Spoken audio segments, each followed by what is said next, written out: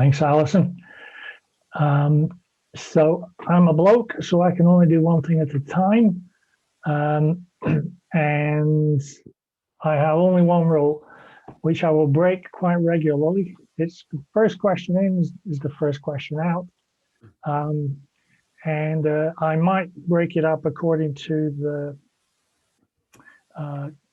the particular relevance of the question, but we will try and get through everything that's been put in the chat so far. You can still put a request in there. Let me just give you the instructions again on the chat, because a lot of people are corresponding on the chat, but it's hard for me to track what's going on unless you do follow the protocol here. So I'll just paste that through again. And the other thing is that sometimes a question can be answered by more than one of the speakers or all three. Even if you disagree, the more opinions, the merrier. So I'm going to go back to first question. This was from Joe Smith to Robin. Joe, can you remember what that was? What percentage of energy? Yep, I see that question. So the question is, what percentage of the energy produced is typically used to heat and stir the plant? There are a couple of different levels at which you can answer that. If you look at the whole plant, then that's a different number from just the digesters itself. The particular design at Aberdeen is a low inertia system, so it doesn't have whirring propellers. It has that slow moving, very large agitator type system. So the actual parasitic energy demand of just the digesters is less than 6%. If you look at the whole site, you have to bear in mind that the whole site has other energy related activities, things like fan systems for ventilation, odor control particularly is a big power consumer, particularly in a semi-urban environment. So on a plant like that, I think the safest way to answer the question is that you would normally do an energy budget on a plant like that of somewhere between 12% and 20% of total energy generated is used for site production and power systems, roughly. But the actual digesters themselves are, it's just a few percent. And if you put that in context, those huge digesters are actually agitated or stirred with each of them only 10 kilowatt motors, but it's a 3.5 megawatt plant. So, it depends. I always look at it like an onion. If you just the core, just the digester, the bit in the middle is actually tiny. But when you build up the whole plant around it, it depends how sophisticated the developer wants to make it. The Aberdeen one is sophisticated. So hopefully that answers that. James, you'll have a different view from your side, I'm sure. Before we move on, everyone is on mute. So whoever's in charge needs to unmute everyone, especially our audience. And then I'm going to call on James to add to that answer from Robin. Yeah, well, our system, the heat required, obviously in the summertime, sometimes our system is so well insulated that sometimes it doesn't use any heat, which is not great from an RHI perspective, but actually the heat requirement can sometimes be as little as 10 kilowatts a month. But in the winter time can be up in the realms of 10 kilowatts an hour to keep it warm. But the parasitic load on our electrical equipment is roughly in the realms of, I would say about 12%. We're on about 12% of our overall power is used to run the site, which doesn't really make great sense. But my argument is always there's 88% of extra power that we never had before. So yeah, it's never going to be 100% efficient. Nothing in this world is 100% efficient, but it's as efficient as it can be. Okay, James, thank you for that. Thank you. But can I just say that also you'd add into that fertilizer use by about 50%, you said, I think. So that comes into the equation as well. Joe, can I interrupt you? Sorry. We can hardly hear you. Can you turn up your volume at your end?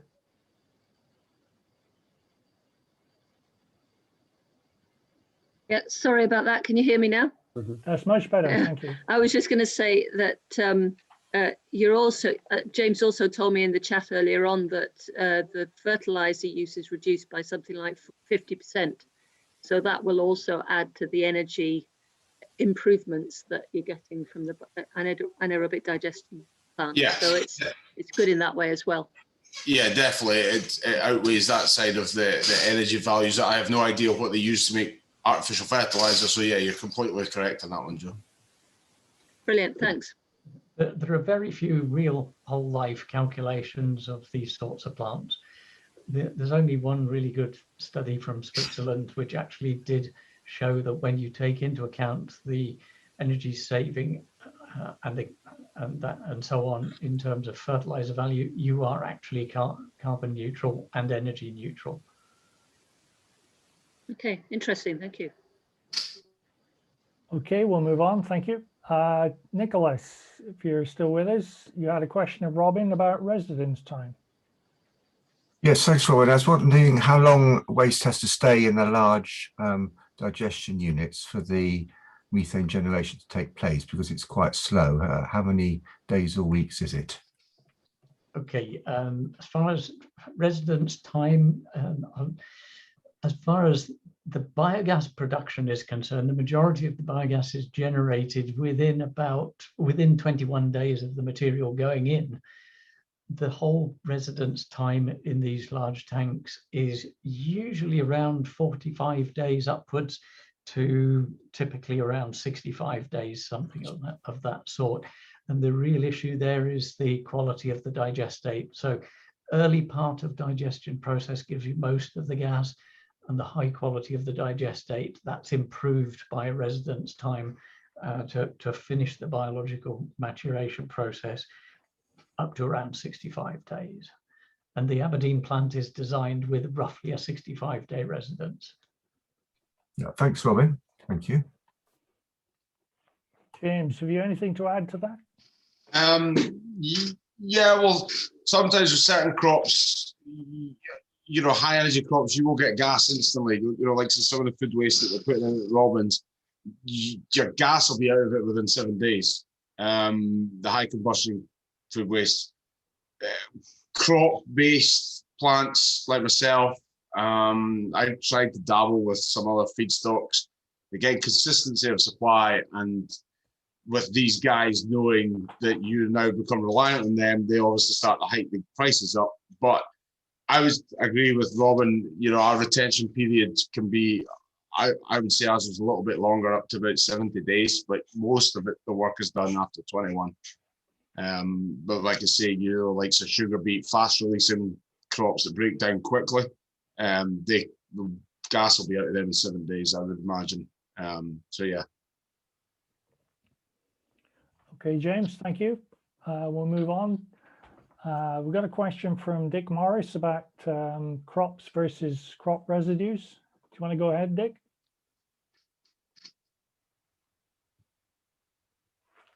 Unmute.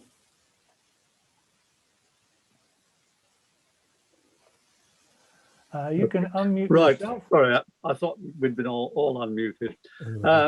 Yeah, I find it quite difficult to work out what is the overall energetic efficiency of a system where you're using specifically grown crops compared to ones where you're talking about food residues or anything like that, or agricultural wastes come to that. Anybody got any figures for that?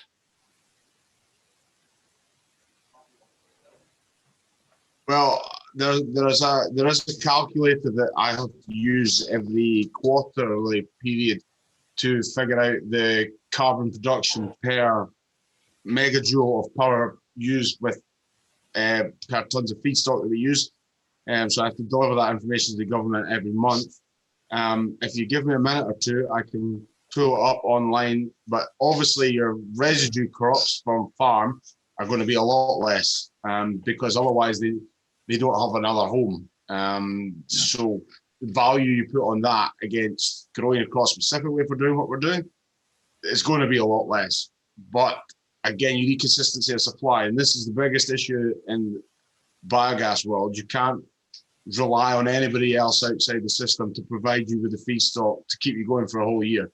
If I did that and everybody of my neighbouring farmers who supply me waste knew that I was reliant on them, then you just turn into paying stupid fees. So, but growing crop all varies, you know, depending on the size of the plant. It depends how far you're travelling with the crop to deliver it back to the feed clamps from the harvested field. So we try and grow it within a 3-4 mile radius of where we are.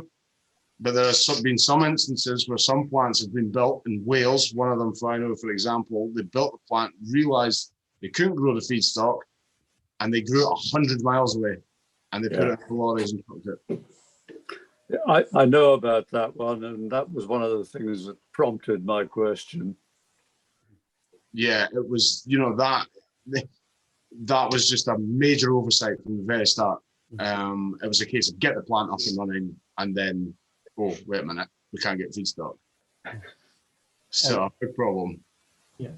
Can I come in on that and say that the system efficiencies, to some extent, it's an engineered issue. So some designs are better than others.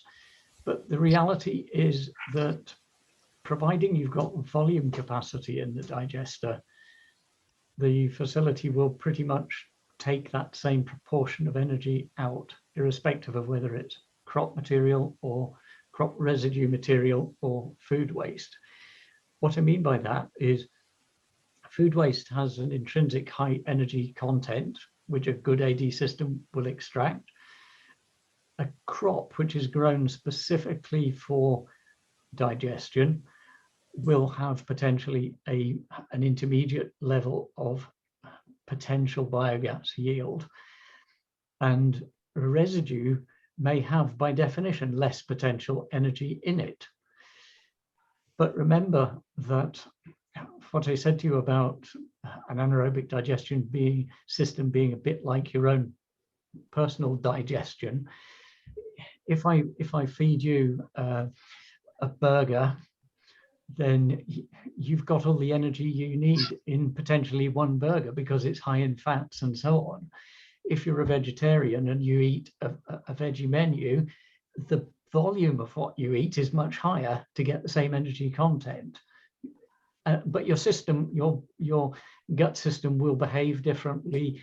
The microflora in your stomach will behave differently, and in your gut will behave differently.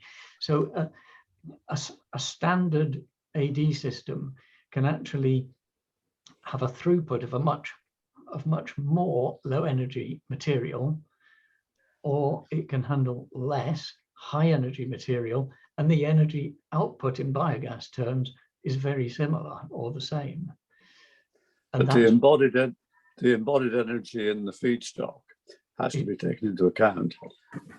Totally, yes. And any plant operator, James and myself, would do regular analyses to know what as you say, the embedded energy value of your feedstock is, and you adjust the amount, potentially adjust the amount of what you put in.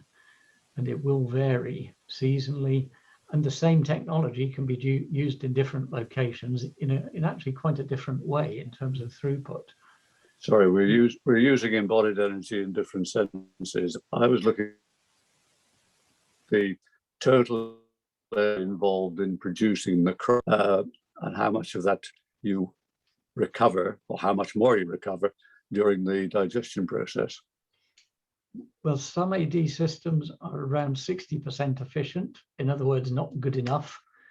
A good warrantable, high quality technology provider will be more than 80% and easily more than 90% for the best. So it's a very small amount of lost energy in the system.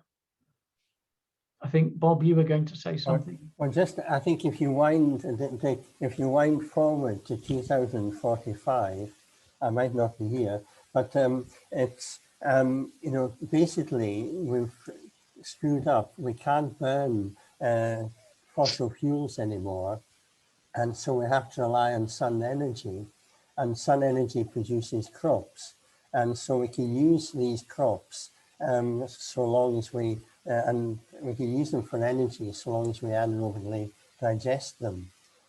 Obviously, what you say is right. That it's no use, you know, producing energy from your crop if you're using fossil fuel energy in your tractor to get them there. So, you know, you've got to move to using your gas to fuel your tractors, but you've also got to make sure that you're not putting more energy in than you're getting out. Yeah.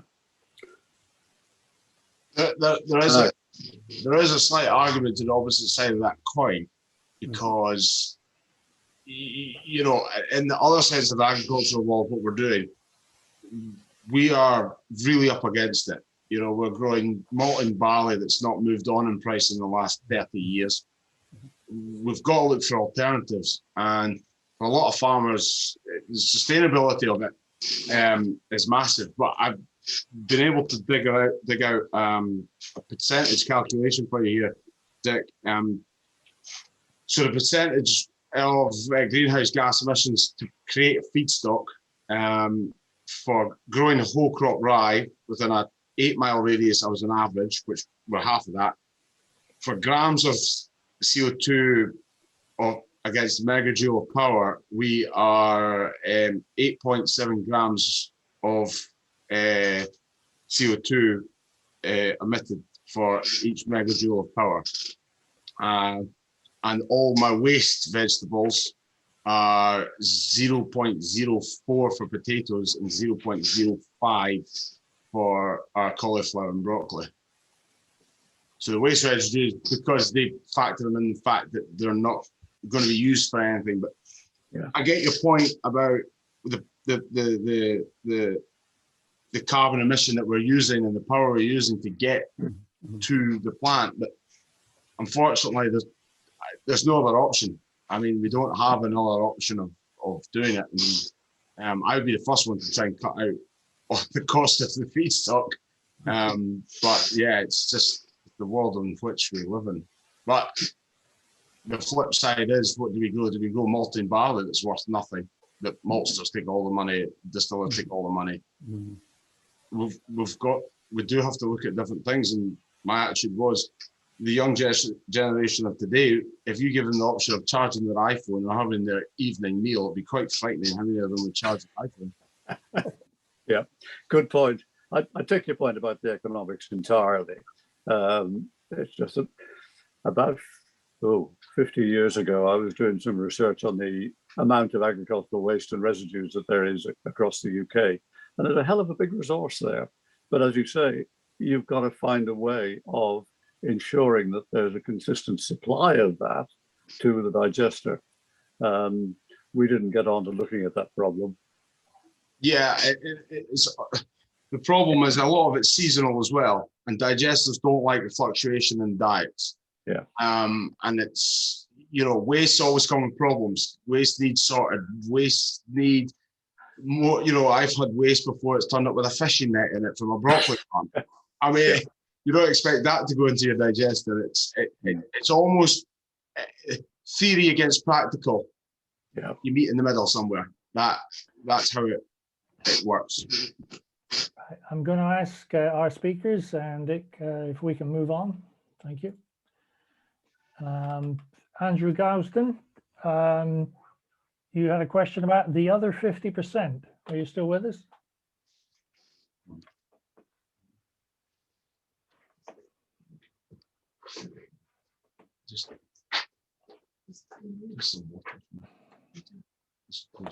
Well, I'm going to ask the question on behalf of Andrew, and it was addressed to James. What is the other 50% in the gas output CO2?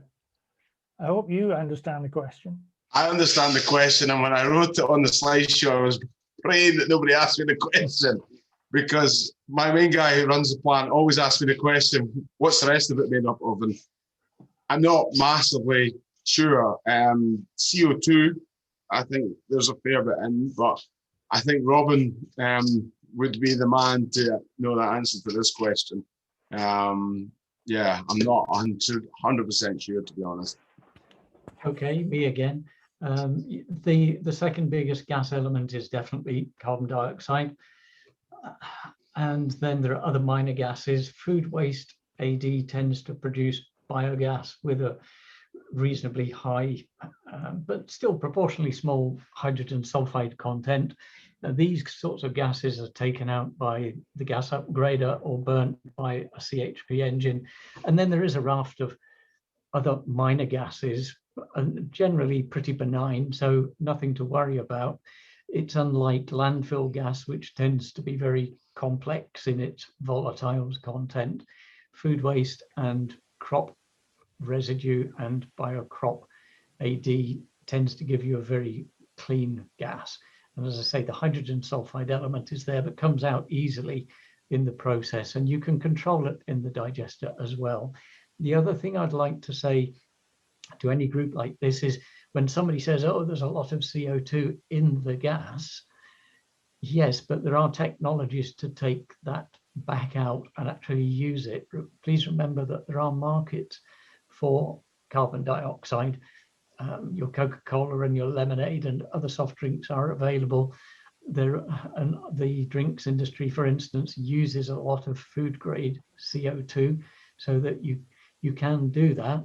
The Aberdeen plant, unfortunately, we didn't have enough money in the bank to actually do that, but it's set up to retrofit that at a later date to do 100% capture.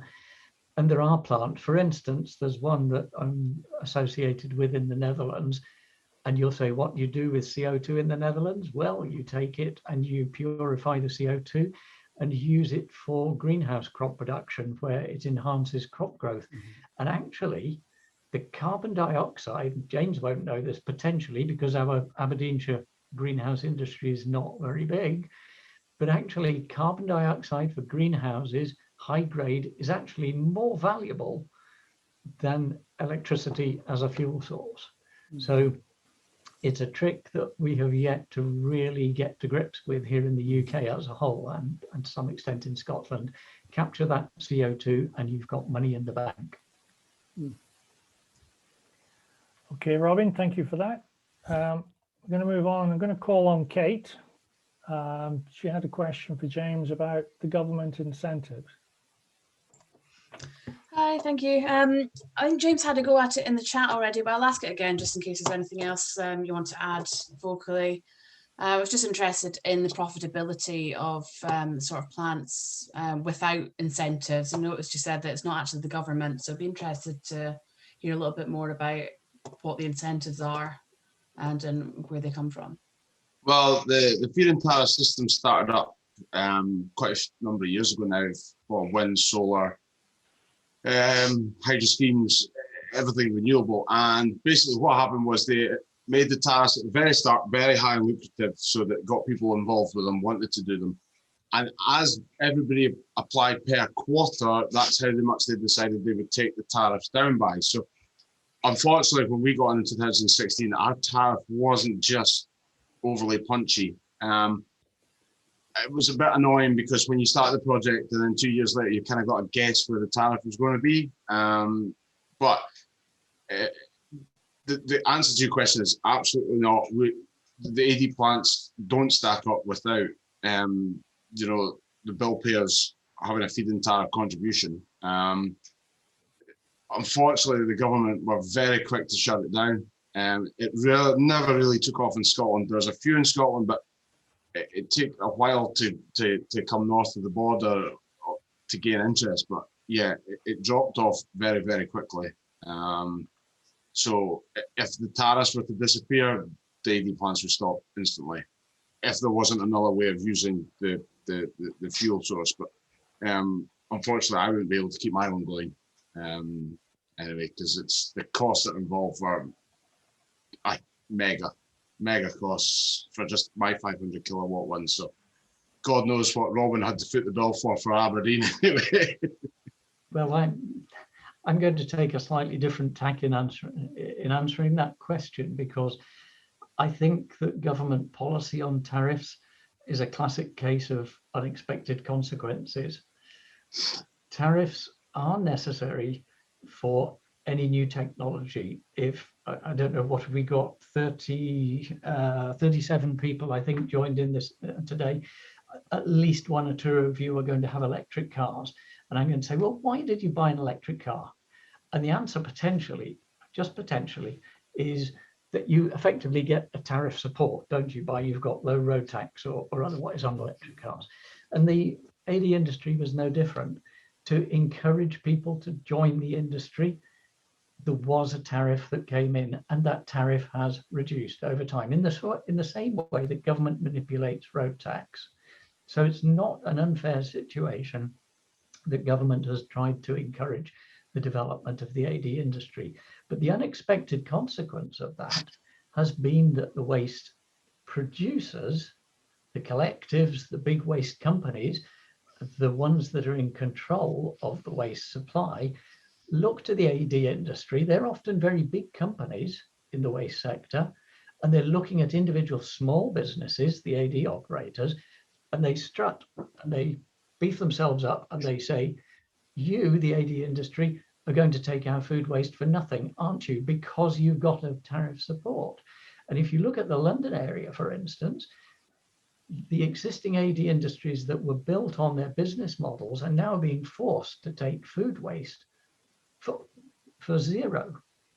And in fact, in some cases, AD plants that were built a few years ago are having to pay for food waste just to keep in business.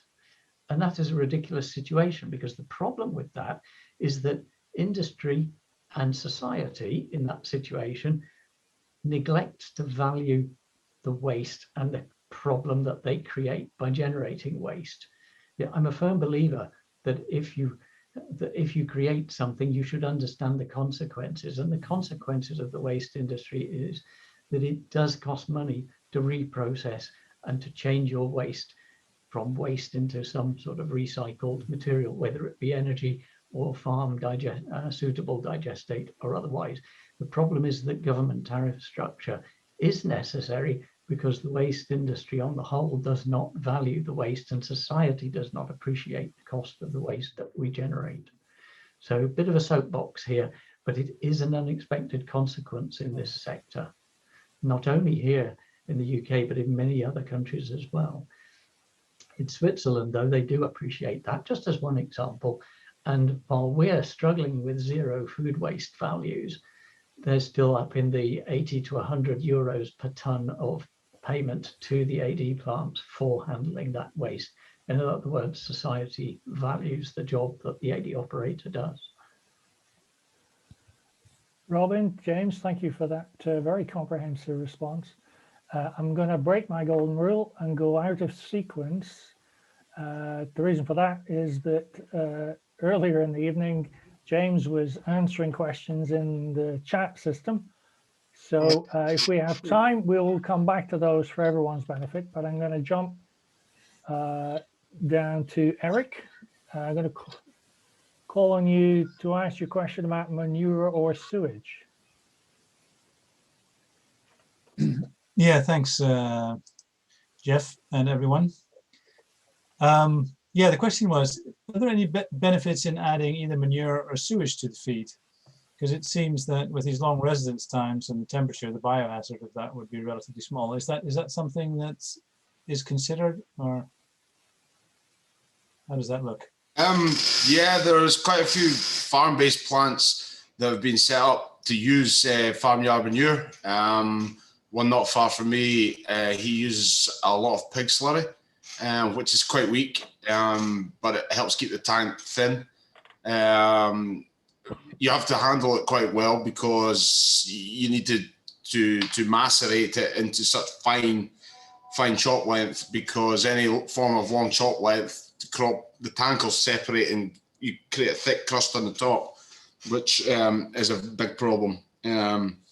but the macerators they're very good, but unfortunately when you go to a farm and pick up farmyard manure, and that can be a big problem with making sure it's absolutely clean of debris. And the sewage plants are, but for my scale, sewage is very good. There's an AD plant not far from here that's been on the go for years that handles sewage treatment, and they've got a biogas engine off the back of it. But one of the biggest problems was sewage waste, which is the highest gas producing product that there's available.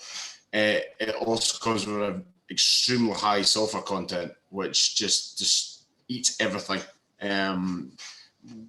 Whether we work at Robin's plant or not is slightly different to mine, but Robin might have a different take on that aspect of it.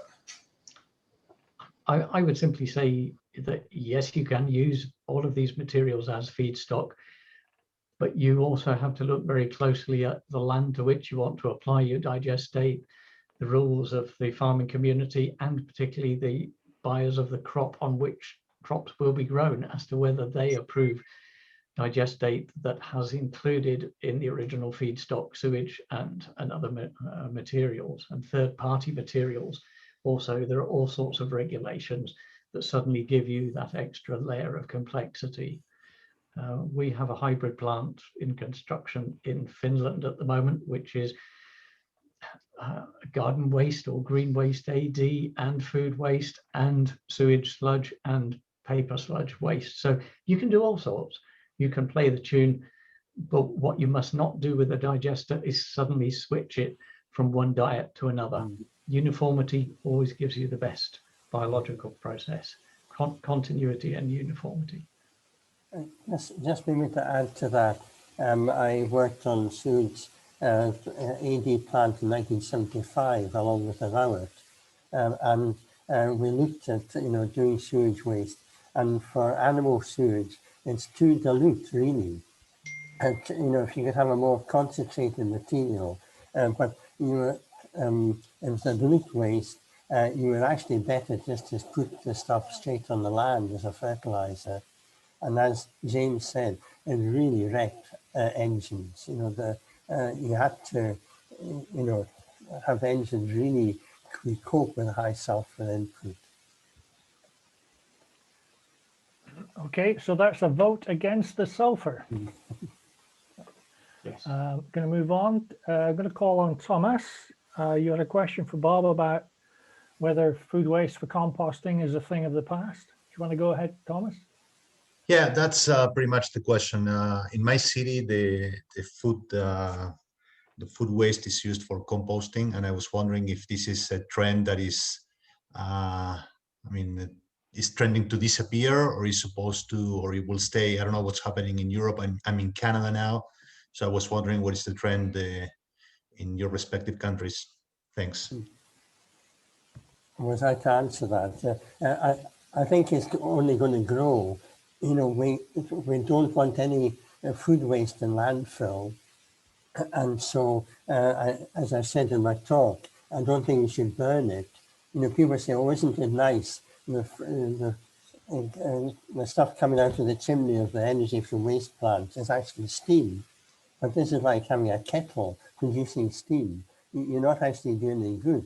So yes, we want food waste to go in. Well, we don't want food waste, but if we have to have food waste, it should go into anaerobic digesters.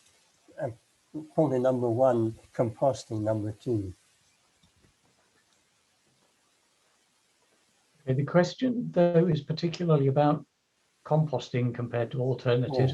There is a lot of pressure against composting in the sense that if you do it outdoors, then you're only allowed by law right across Europe and the UK, you're only allowed to do a simple composting process of farm wastes or agricultural material on your own land, or if it's an urban plant, then it's garden waste only. As soon as it contains food or risks having contained food, then it has to be a contained process, and that is an energy consumer. There's a lot of pressure in UK government to prevent primary in-vessel composting using big fan ventilated systems, and that is also right across Europe under the EC working groups. So we are going to see less composting of food waste. But conversely, what I would say is that the UK should hold its head up high and say, and realize that actually the UK has been a world leader in terms of technology for food waste processing, not bio-waste, which is combined food and green, which is very much a European thing, but food waste only. AD has been really driven by the UK, and that's acknowledged by organizations like the United States Anaerobic and Biogas Council, the ABC. And, you know, we have done a really good job of not only catching up the rest of Europe, but overtaking them in terms of understanding what we need to do with food waste. That's really interesting, Robin. Thank you. We'll move on, see if we can squeeze in all of the questions. With a following wind, we might just do that. Now, I've got a question from Janet, and I'm going to ask it on her behalf. So for all three of the speakers, are there differences in digestate mineral quality as fertilizer between the different types of AD feed? Definitely. It's a case of, you know, it's like anything, like Robin was saying earlier, you've got weaker products, you've got stronger products, you put them in, a lot of these products will already have a mineral content. So likes of your say pot ale syrup from a digester, from a distillery plant, that is very high in energy, very high release of energy. So it will have, if you're using it in good quality quantity, it will increase the firepower of your digestate. But usually you're looking at about 5 kilos of nitrogen, of which probably 2.7 kilos is ammonical per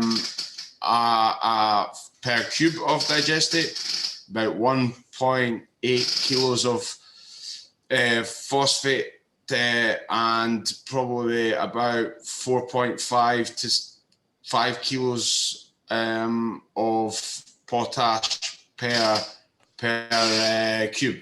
So yeah, I don't know about Robin's digestate makeup, but they're not usually million miles from each other.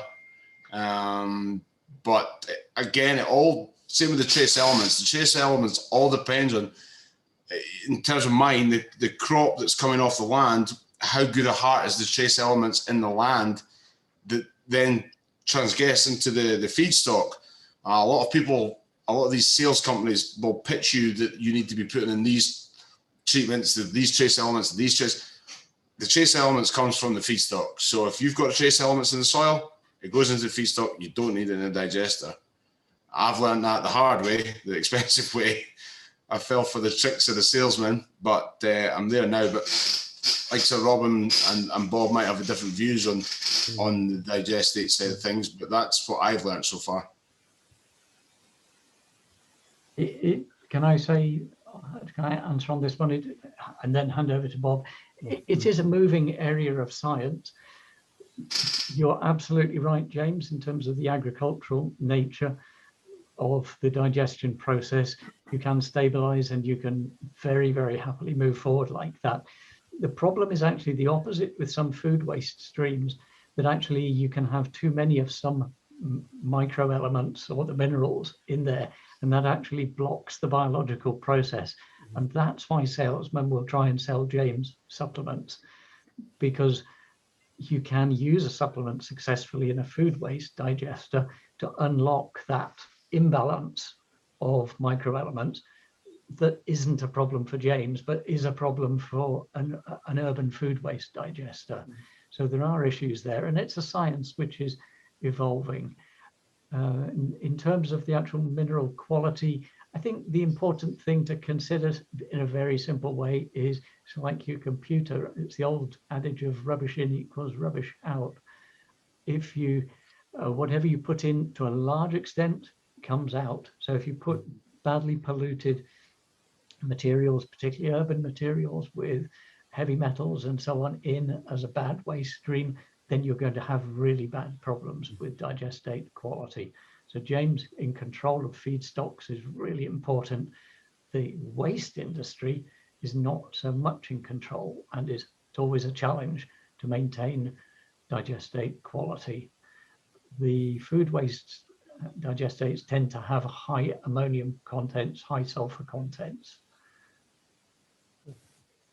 Just to back up, with any digester, it's just like your own digestion system. You need a balanced diet.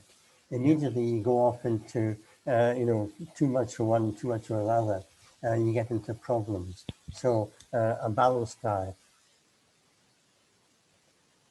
Okay. Just a couple more questions now. I've got one from E. Mila Dixon about controlling the temperature. E. Mila Dixon, do you want to ask you a question?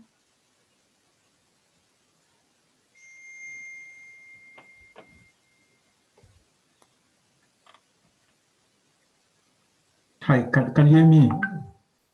We can hear you now, yes. Yes, sorry about that. I wanted to know how do you control the temperature of a digester in energy during production?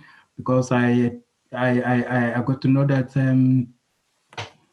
there's these fluctuations of temperature during production of biogas, and as such, those affect the biogas production.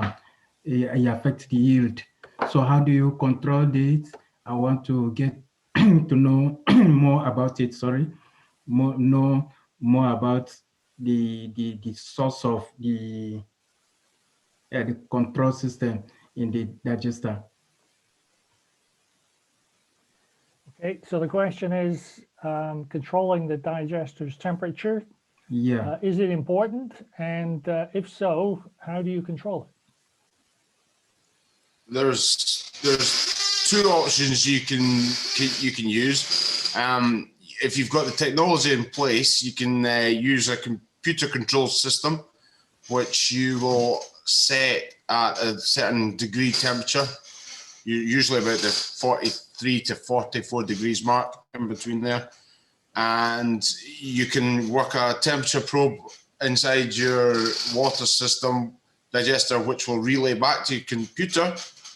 And when it fluctuates out of a certain parameter, you can allow it to click on the water pump that's taking the heating from your heating side, your heat source, and start delivering hot water around the digester.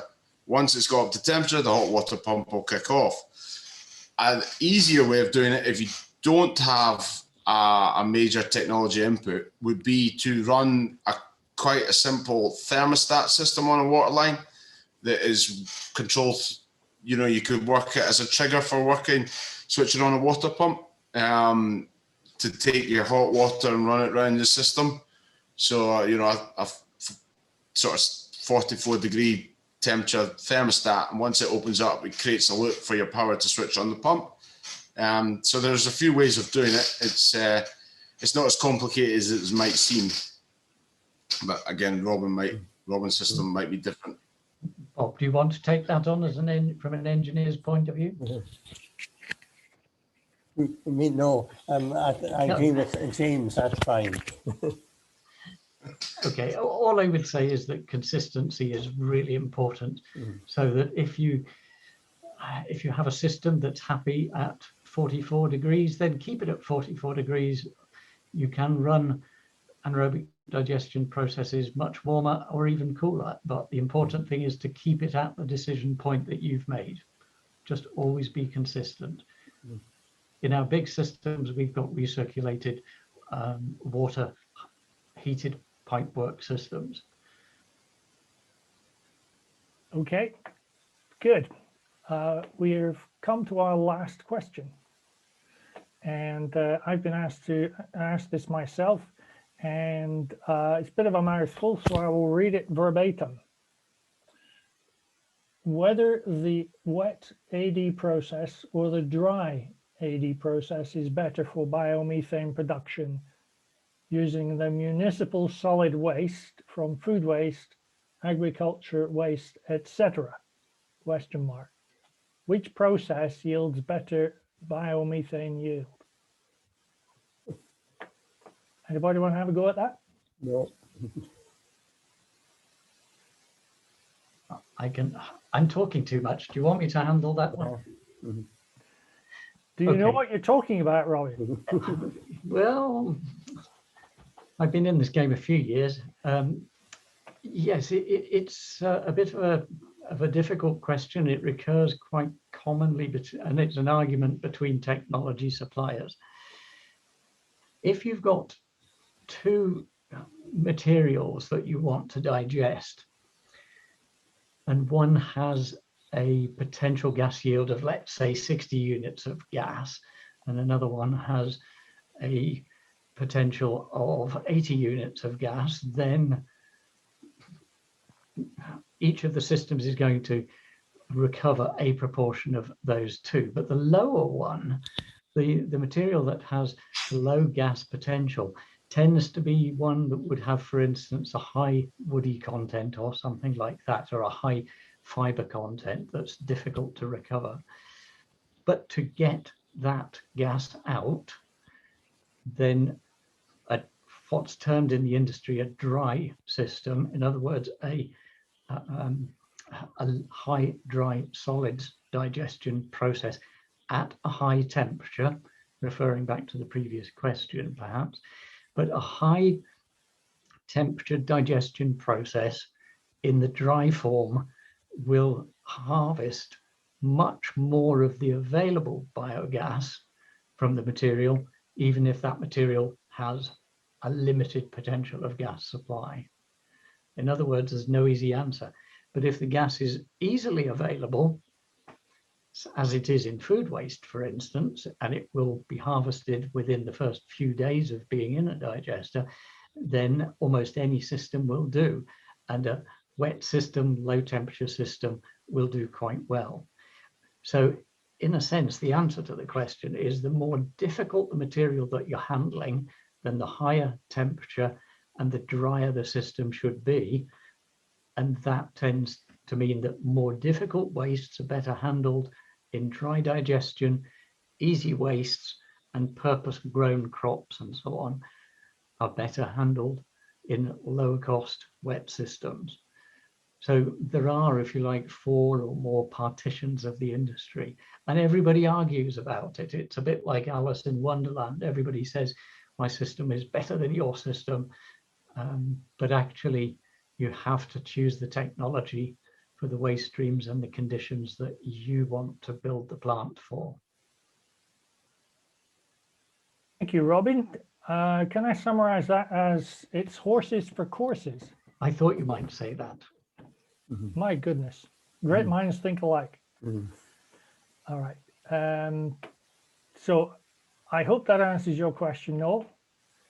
And we've reached the end of the questions, so I'm not going to invite any more because we don't have time for them. But I want to add my thanks to all our speakers tonight, Robin, James and Bob. It's been a pleasure working with you, and I'm going to hand back to Alison for her final remarks. It truly has been. You're all very knowledgeable about your area, which always helps. We do try to have that on our climate cafes, but it's been fascinating, and I hope that I think, well, judging by the chat, and the questions and answers, that everyone here has been really fascinated by it, and I'm sure that other people watching it later or on our live stream will also be just as fascinated. Thank you very much, all of you, for coming, especially the speakers for providing us with their expertise. It's really appreciated. And we'll see you back here in a month. And take care. If anyone's on holiday, have a great holiday, guys. Take care and goodbye. I'll leave it open for a few minutes, so anyone wants to save the chat, they can do so.